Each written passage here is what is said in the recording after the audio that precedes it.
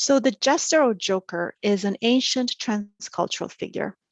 We can find fools in ancient civilization and around the world. European, Chinese, Middle Eastern, and Indian tradition have long histories of court jesters, verified histories.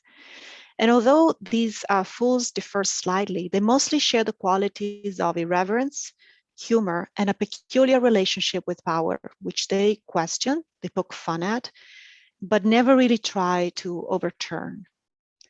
So before we review, there are two wonderful readings I have to declare and recommend to learn more about the story and the significance of the Fool.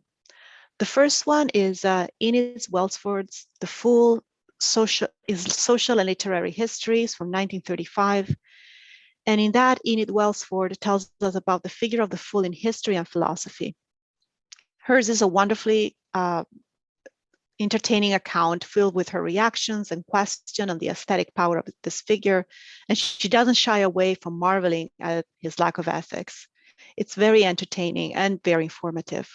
The second book is William Wilford's The Fool and His Scepter from 1969. That is an examination of the Fool in history, his cultural relevance in nature, and his relationship with the audience and to power. There's a lot of great analysis of fools in literature, movies, and culture. So Wilford was a Zurich-trained Jungian and professor of English literature. So this is not strictly a Jungian book, and I highly recommend it. It is a very rich reading. So let's quickly review some non-fictional and fictional fools in history. And this is an important distinction because it reminds us that the fool is not just a person, but it's also a character created by non-fools. It's a character that appears in our imaginations and art. It's a living dream, truly. We can create fools or play the fools, right? There are unaware and self-aware fools. So it's important to remember that. So let's start with the pygmy jesters in ancient Egypt. Enid Welsford talks about the Danga dwarves in ancient Egypt as a precursor of the fool at court. And how often deformed and mentally disabled fools were commonly kept at court and even in aristocratic houses in ancient Greece and Rome, as first as a protection in the figure of the mascot, and then as entertainment. And Emperor Augustus had a living buffoon called Gaba, whose funny retorts are retold by Plutarch. And you might want to research a few because they are funny. In the Middle Ages and the Renaissance, we have the buffoons, the jesters, and the freaks. This is a great era for folk humor and the carnivalesque, as we'll see later. From Enid Welsford, we also learn about the professional fools of the 15th and 16th century Italy, which apparently, but not surprisingly, was the very center of professional buffoonery. Jesters were kept in high regards by princes, aristocrats, and popes. We have an example of Leo X that has instructed his valet at the time to let buffoons and jesters into his apartment at any time. Buffoons were free to travel and offer their services and had fan mail from enraptured ladies, and they had to keep up a life of excess that would serve to inspire their jokes and funny retelling, although they also made use of jest books and embellishments and appropriation of whatever they heard. They were in a way closer to actors than the lowly buffoons of the Greek tradition, but fundamental to their art was improvisation rather than a set script, which also makes them, of course, most welcomed at social functions. From some historical accounts, these fools' repertoire, Leo's X's protege, for example, could range from profane, crass accounts to Latin poetry. So they were very versatile. And similar professional fools were also found in France, in Germany and England. And Henry VIII and Elizabeth did not keep so many fools, but the Stuarts apparently had more of a taste for fool entertainment. Then, of course, we have the ceremonial clowning of indigenous culture, especially noted is the Pueblo tradition of fools.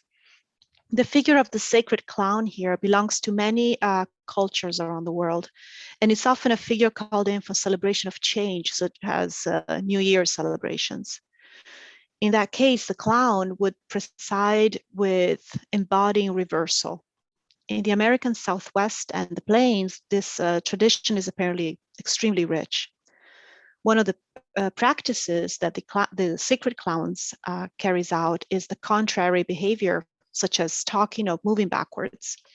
The clown has shamanic quality, but the antics are on occasions for merriment, with the wearing of grotesque masks and clothing, and funny antics such as treating gifts as prey and hunting for them. This is an account from the Hopi tradition. And then, of course, as we get closer to history, we have the circus clowns, the vaudeville actors, and the comedians of today. And truly, I want to add the class clown, your friend from high school, because if the fool is an archetypal energy, it both realizes itself in certain individuals, but acts in our experience at different moments. So we can all become funny when touched by it. And of course, there is the lore of the fool in myth, fairy tales, and literature. There's a whole literature of buffoonery that goes back to the 10th century. I mentioned already the Jester books. And there's a collection of Arabic tales and jokes from the 10th century where the main character is the personification of naivete. Later, we have the fool appear as the crafty and uncouth peasant with very earthy jokes. There are these dialogues between Markov and Solomon from the 15th century that went around Europe. They're really funny. And then, of course, in fairy tales, there are many examples of the fool embodied in the younger brother, or simply the trickery of that crafty, lazy guy who somehow marries the king's daughter by avoiding all tasks and responsibilities. They're the characters of La Commedia dell'arte as Harlequin and Arlecchina and Pulcinella. And then as we move closer and closer to contemporary times, the fool starts to appear as more complex character, slightly less scatological, often with a satirical intent. And here we have the birth of the novel with the Don Quixote, Voltaire's Candide, or Diderot's wonderful novel and a personal favorite, Jacques le Fataliste. And then I like to mention the experimental early British novels, such as Lawrence Stern's Tristram Shandy, or the happy-go-lucky fool of Henry Fielding's Tom Jones. All of these are personal favorites, really. I recommend you read them if you haven't. And finally, we have all the fools in contemporary times, in comedy shows and movies. The most obvious and quoted one is perhaps Charlie Chaplin's The Tramp. And then today we have, I think, a true expansion of comedic fools to include foolishnesses in whole human experiences. Another personal favorite is the comedian Amy Sedaris with her surreal homemaking show At Home with Amy Sedaris. She is, in my opinion, a great modern fool. She's always subversive and unexpected and consistently hilarious. I'll also recommend that. I said I didn't, but I'll sneak it in. So in the next video, we'll dive into the fool's characteristics and understanding a little bit better. So see you there.